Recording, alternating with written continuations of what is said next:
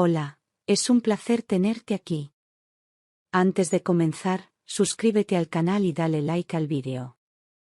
El olor a gasolina se filtró por debajo de la puerta del dormitorio y me despertó de golpe, como si alguien me hubiese arrojado al abismo desde un sueño tranquilo.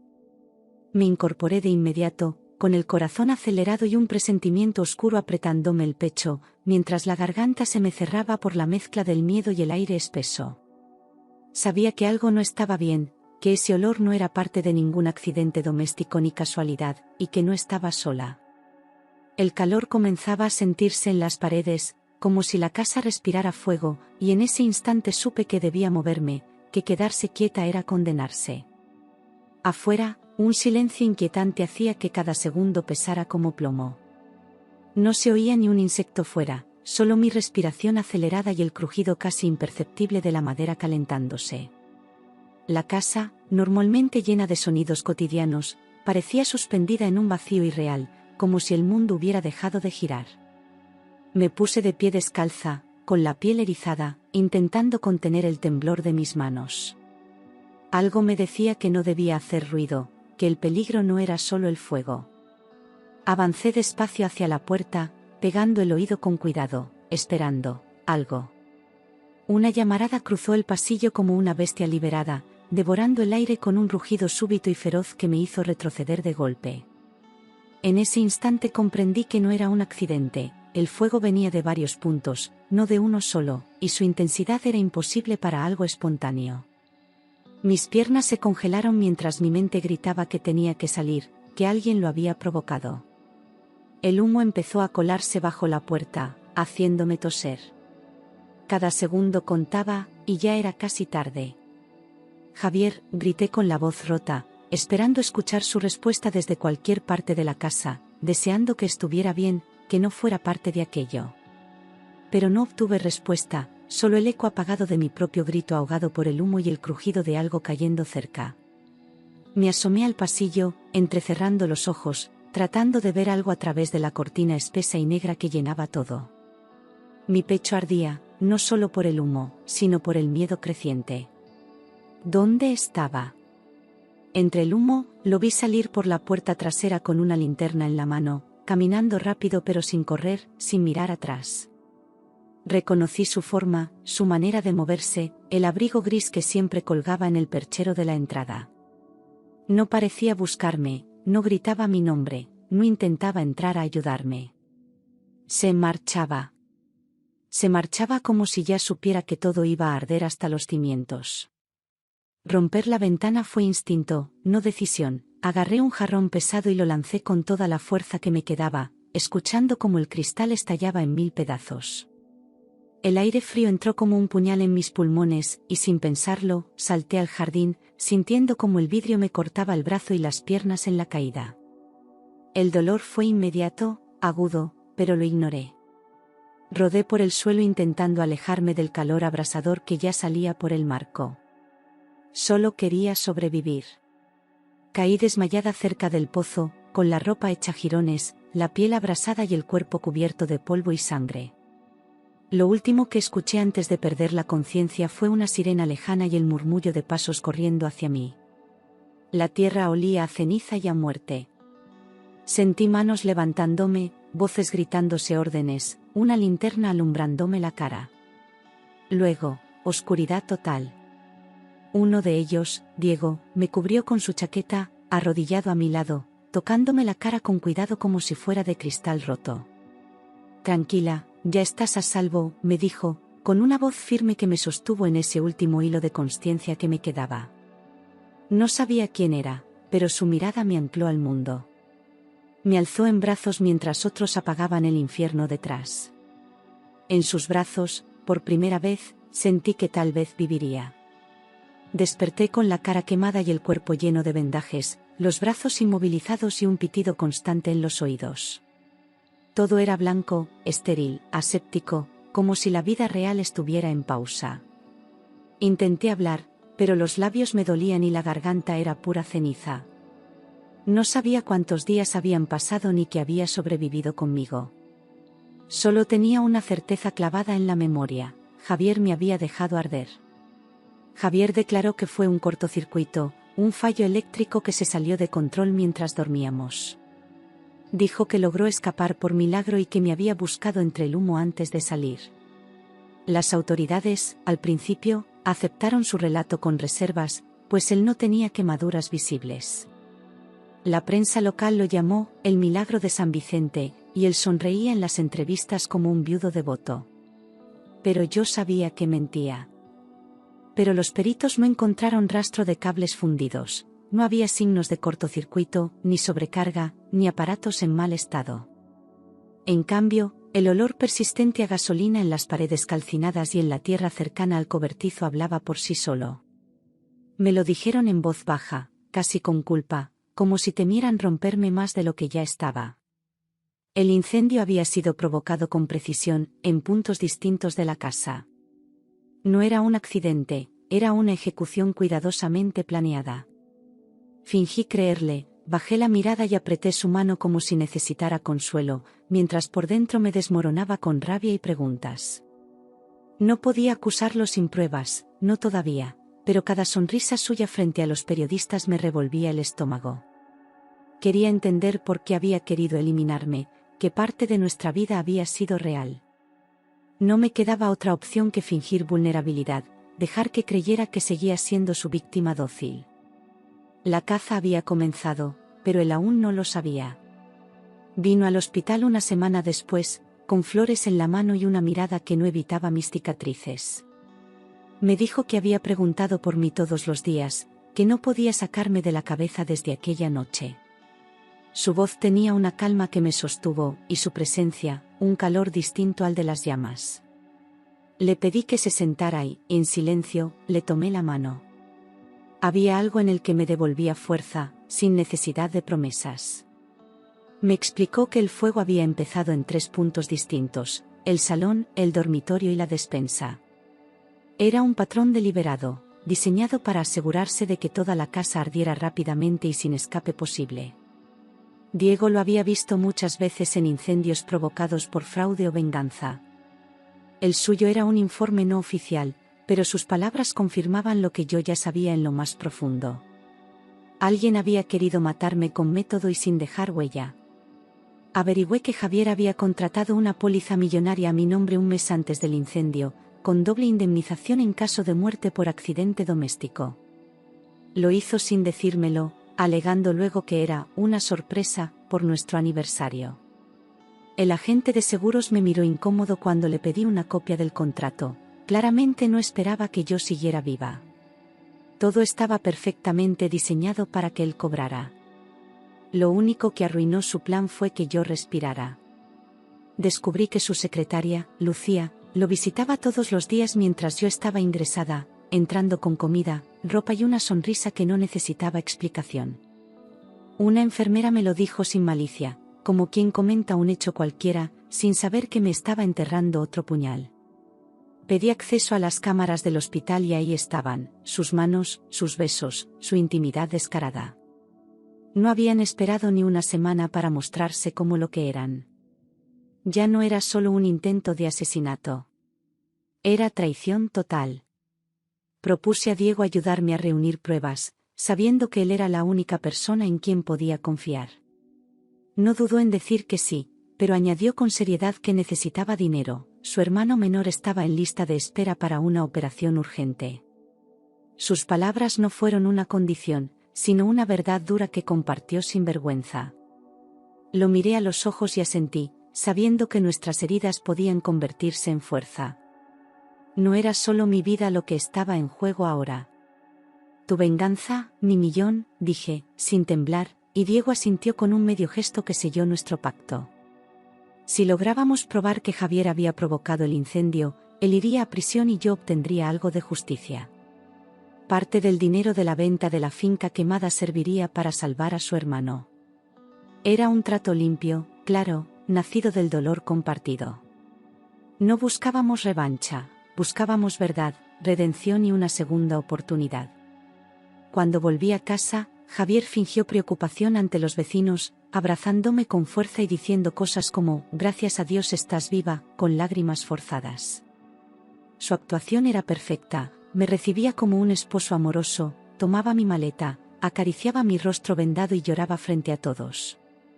Pero sus ojos estaban vacíos cuando nadie miraba, y su abrazo duraba solo lo justo para parecer real. Dentro de mí, algo se endureció para siempre. Ya no volvería a ser la misma. Lloraba frente a todos, llamándome mi pobre mujer, mientras ya vivía con Lucía, aunque nadie lo supiera oficialmente. Ella había comenzado a quedarse en un hotel cercano, entrando a escondidas por la noche cuando pensaba que dormía. Yo los escuchaba hablar en susurros, reírse en la cocina, vivir como si la casa les perteneciera. No sabían que los observaba desde el reflejo de los vidrios, desde la sombra del pasillo. Fingía debilidad, pero cada noche me hacía más fuerte.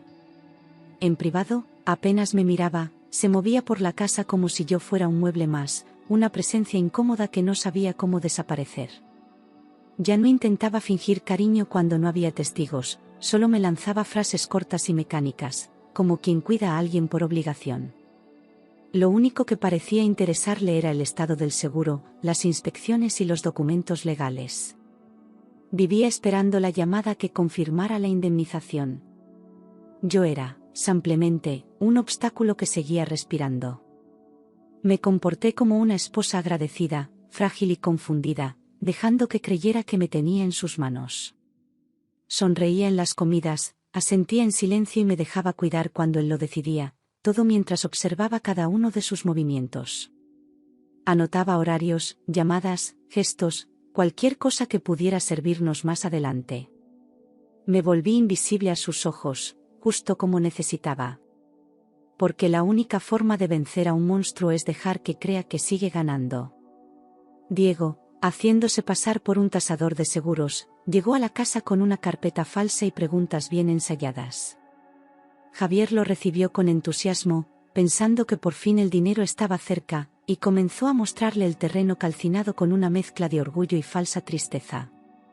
Yo los observaba desde la ventana, viendo cómo Javier mentía con la seguridad de quien ya ha ganado. Diego lo escuchaba con atención, asentía, hacía fotos y apuntes. El juego había comenzado de verdad. Parece muy tranquilo para haberlo perdido todo, comentó Diego al salir, mirándome con una ceja levantada. Su tono era sereno, pero había fuego en su mirada, ya lo había calado. Javier no había mostrado ni un gesto auténtico de dolor, ni una pizca de duelo por la casa, por los recuerdos o por mi estado. Era un hombre esperando cobrar, no un marido desconsolado. Esa frialdad era exactamente la que nos daría la ventaja. Con mi consentimiento, instalamos un micrófono oculto en el salón, justo detrás de un falso enchufe que Diego colocó con habilidad. Cada noche, revisábamos las grabaciones en su coche, aparcado a 2 calles de distancia. Al principio solo eran conversaciones triviales, llamadas de negocios y televisión de fondo. Pero sabíamos que, tarde o temprano, bajaría la guardia. Solo necesitábamos paciencia, y un error. Una noche, hablando con Lucía, dijo con esa risa arrogante que tanto conocía: el fuego salió mejor de lo que esperaba, casi no deja rastro. Mi sangre se congeló al escucharlo desde el auricular, sentada junto a Diego en el coche oscuro. Lo decía como quien presume de un buen negocio, sin pensar que alguien más pudiera oírlo. Esa frase lo condenaba. Era la grieta por donde se derrumbaría toda su fachada. Diego grabó esa conversación entera, con la voz de Lucía sintiendo y diciendo: y si no se despierta, mejor. No era una sospecha, era una confesión directa de intento de homicidio. La prueba que tanto habíamos esperado por fin estaba en nuestras manos, y la adrenalina me hizo temblar de pies a cabeza.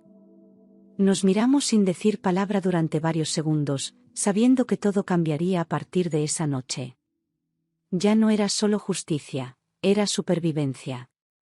Simuló interés por comprar la finca calcinada para reconstruirla, asegurando que le gustaba el terreno y que conocía inversores interesados.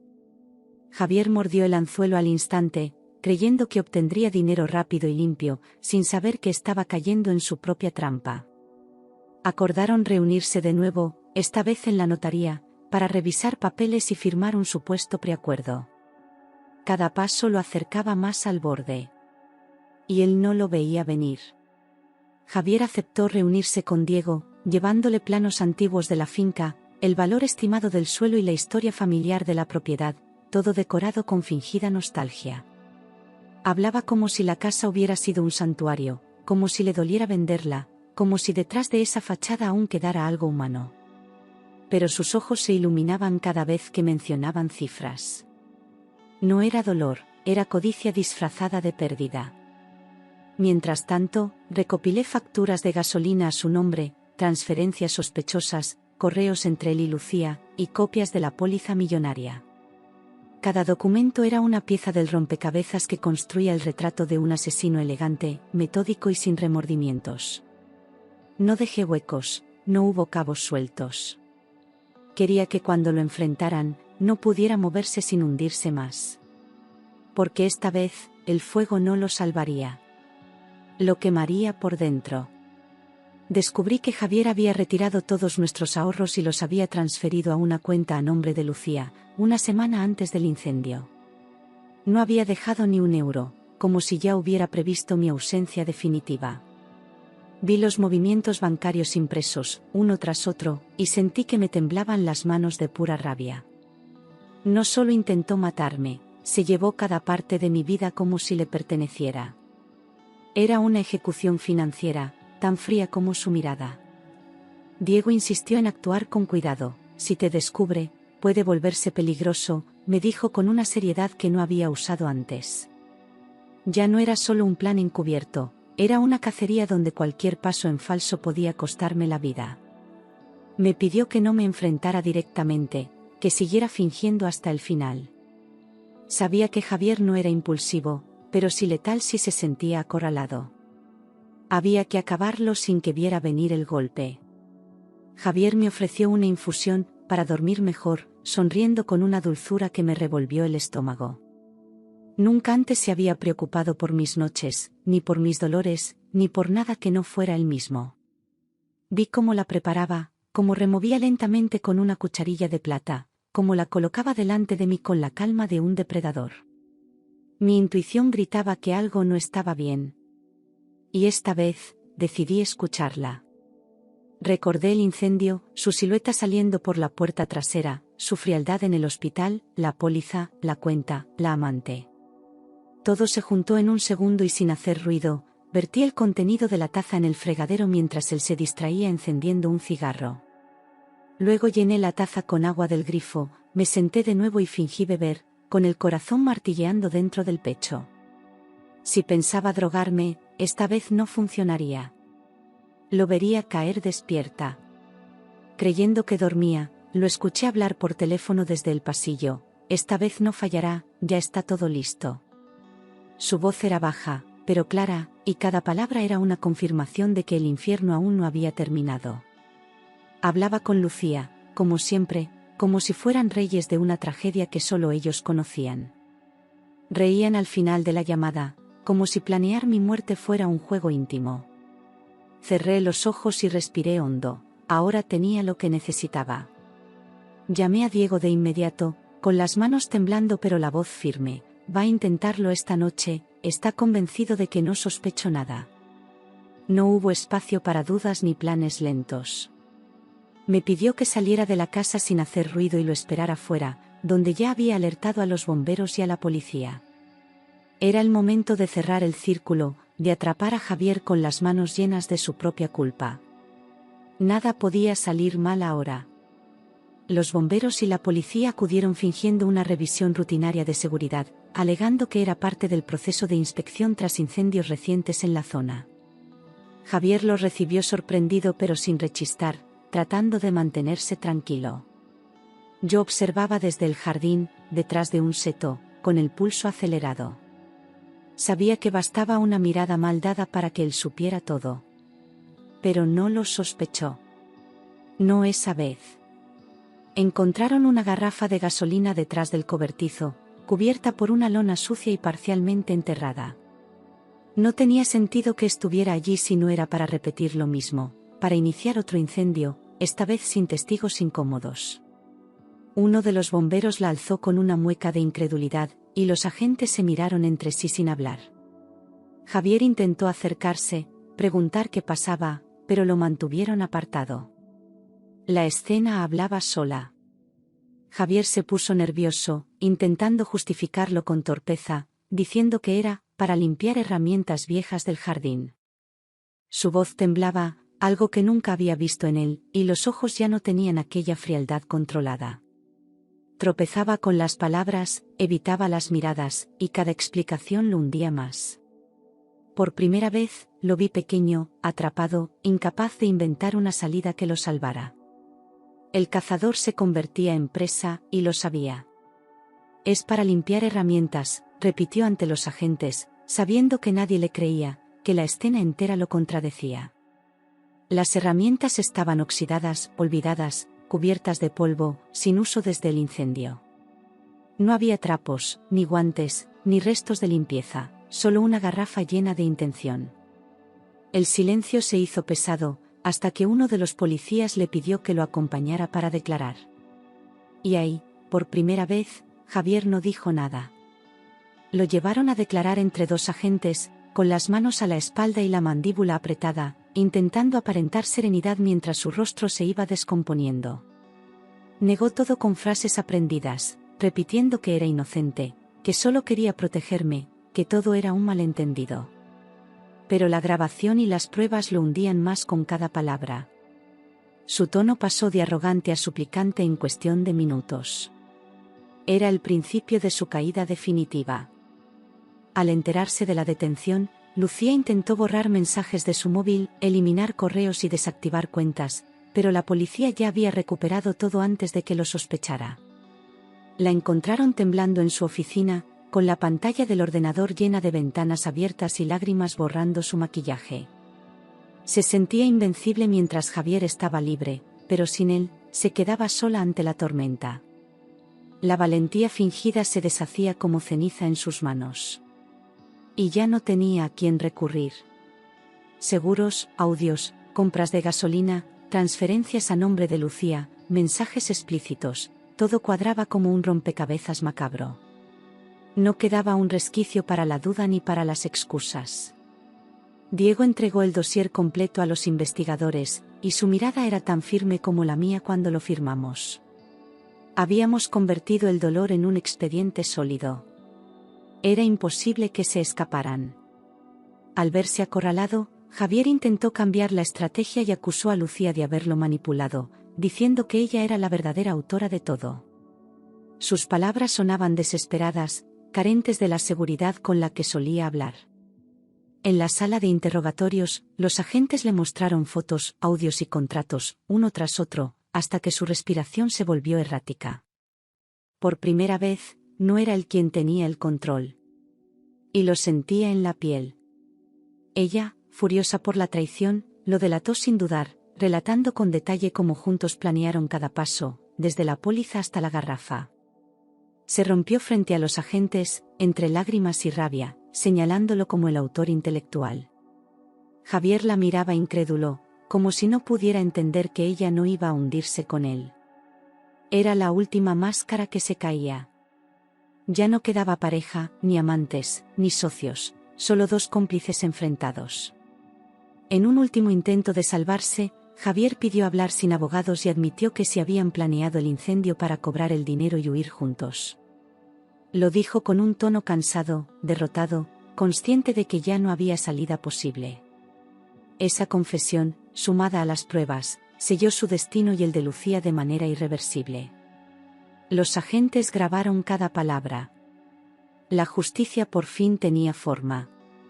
Me senté frente a ellos en la sala, con los vendajes ya retirados pero las cicatrices visibles, y no temblé ni un segundo. Sus ojos me esquivaban, incapaces de sostener la mirada de quien había sobrevivido a su infierno. Había periodistas, abogados, murmullos, flashes, pero para mí solo existía ese momento. Por fin estaba allí, frente a la verdad. Y no iba a apartarme. El jurado los declaró culpables de intento de homicidio y fraude al seguro tras horas de deliberación. No hubo sorpresa ni exclamaciones, solo un silencio pesado que se rompió con el golpe del mazo del juez.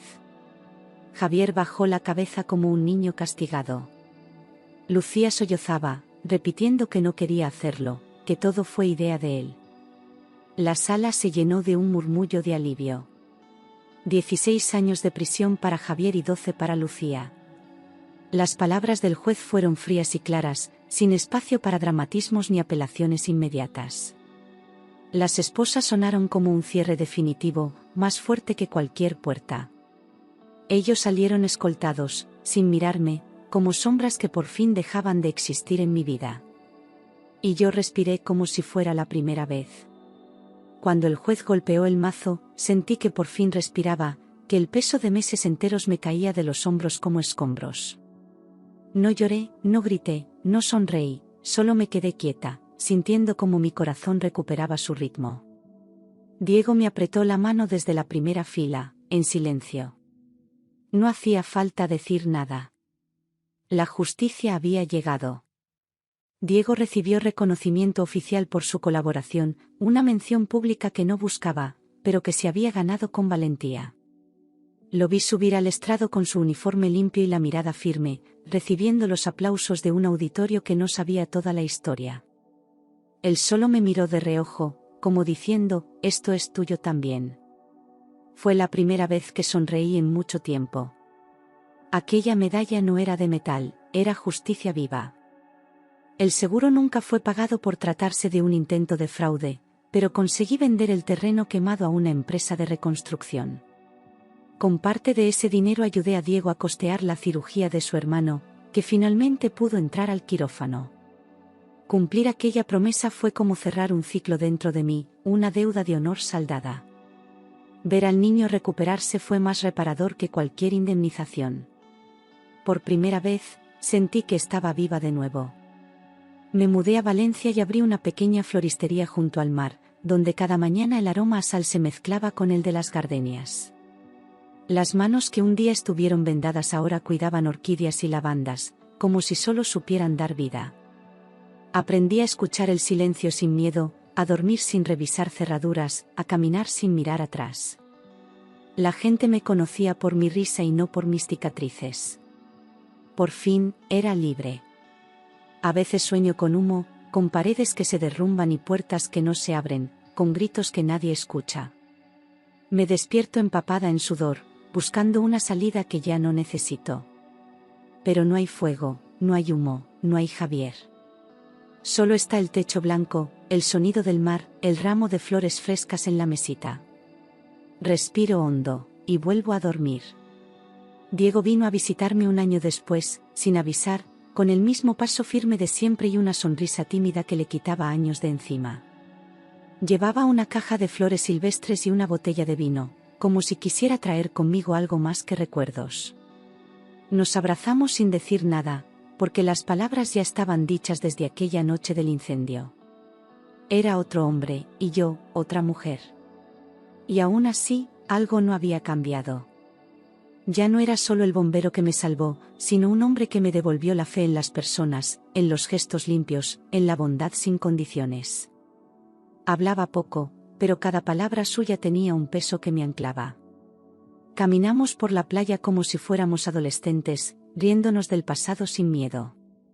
La herida ya no dolía, se había convertido en piel. Y en esa piel, él tenía un lugar. Nunca entendí cómo alguien puede odiar tanto a quien un día amó, le dije mirando el horizonte, mientras el sol caía detrás del agua. Diego se quedó en silencio un momento, como buscando la respuesta en el sonido de las olas. No necesitaba decir más, en esa frase cabía toda la historia. Era mi manera de cerrar la puerta sin rencor. Solo quería entender. Hay fuegos que destruyen, y otros que purifican, respondió, sin apartar la vista del mar, como si hablara con el viento y conmigo al mismo tiempo. Y en esa frase comprendí que no necesitaba más justicia, ni venganza, ni explicaciones. El fuego que casi me mató me había dado otra vida, otra mirada, otra paz. Todo ardió para que yo pudiera volver a nacer. Y él lo sabía. Miramos el mar sin hablar, sentados en la arena, con las manos juntas y el pasado a nuestras espaldas. No había urgencia, ni promesas, ni planes. solo una certeza silenciosa de que lo peor ya había pasado y que lo que venía sería mejor. El silencio no pesaba, era un refugio. Y en ese silencio, por fin, entendí que estaba en casa. Con el tiempo, descubrimos que nuestra unión iba más allá de la gratitud, que no era deuda ni rescate, sino algo limpio, nuevo, inesperado. Compartíamos heridas, sí, pero también la fuerza de haberlas superado. Diego no llegó para salvarme, llegó para quedarse. Y yo no volví a temer el amor. Porque esta vez, no quemaba. Sanaba. Nos casamos en una ceremonia sencilla, rodeados de amigos, flores de mi tienda y el murmullo del mar como testigo. No hubo discursos largos ni grandes lujos, solo miradas cómplices, risas sinceras y un silencio profundo al intercambiar los anillos. Diego me besó con la misma calma con la que siempre me miró, como si supiera que este momento era el final perfecto de nuestra tormenta. Bailamos descalzos sobre la arena, con música suave y los pies mojados por la marea. Aquella noche no hubo sombras, solo luz. Hoy vivimos en la misma casa que reconstruimos juntos, con nuestros 2 hijos corriendo entre las flores que planté donde antes hubo cenizas. El jardín brilla cada tarde cuando el sol lo toca, y en ese instante, recuerdo lo lejos que llegamos. A veces me detengo en silencio, los observo jugar, y pienso que no sobreviví al fuego, renací con él. La cicatriz en mi mejilla ya no duele, es solo un recordatorio de que lo perdí todo, para ganar lo más importante. Porque a veces, el fuego no destruye, enseña a empezar de nuevo. Los niños preguntan por qué las paredes del fondo tienen fotos antiguas de una casa distinta, y les cuento la historia sin dramatismo, como una lección de vida. No omito los detalles, pero los lleno de esperanza. Les digo que incluso cuando parece que todo se quema, a veces es solo el mundo empujándonos a cambiar. Me escuchan con los ojos grandes, sin miedo. Aprenden que el dolor no es el final. Y que mamá es fuerte no por lo que sufrió, sino por lo que eligió hacer después. Guardé en una caja todas las cartas que escribí para Javier mientras me recuperaba, llenas de rabia, tristeza, preguntas sin respuesta. Nunca las envié, nunca quise que él supiera cuánto me destruyó por dentro. Pero tampoco las rompí, las necesitaba para recordar que el perdón no es olvido. A veces las releo, no por él, sino por mí. Porque ya no me duelen, y eso es mi victoria. En su primer cumpleaños como esposo, decoré la tienda con girasoles, su flor favorita, y cerramos temprano para celebrar en casa. Le preparé su comida favorita, pusimos música y los niños se turnaron para abrazarlo como si fuera su héroe. Lo era. Lo es. Le regalé una foto nuestra frente a la tienda, con una nota detrás que decía: gracias por entrar en mi incendio, y quedarte. Una mujer entró un día a la floristería con la cara vendada y una mirada que reconocí al instante, miedo y dignidad peleando dentro de ella. No pregunté nada, solo preparé un ramo de lavandas y le regalé un sobre con mi número y una frase: no estás sola. Al salir, me miró como si quisiera decir algo, pero no pudo. La vi marcharse sabiendo que, de alguna forma, yo era ahora parte de su historia. Como Diego fue parte de la mía. Cada año, en la fecha del incendio, salimos al mar en familia y lanzamos flores blancas al agua. No es un ritual de dolor, sino de agradecimiento. Celebramos lo que comenzó como final y se transformó en renacimiento. Los niños lo llaman el día de la segunda vida y hacen dibujos de llamas convertidas en mariposas. Y yo solo miro al cielo, en paz. Un día recibí una llamada de la prisión. Javier quería hablar conmigo. No contesté. No necesitaba cerrar nada, porque para mí, esa puerta ya estaba sellada con concreto emocional.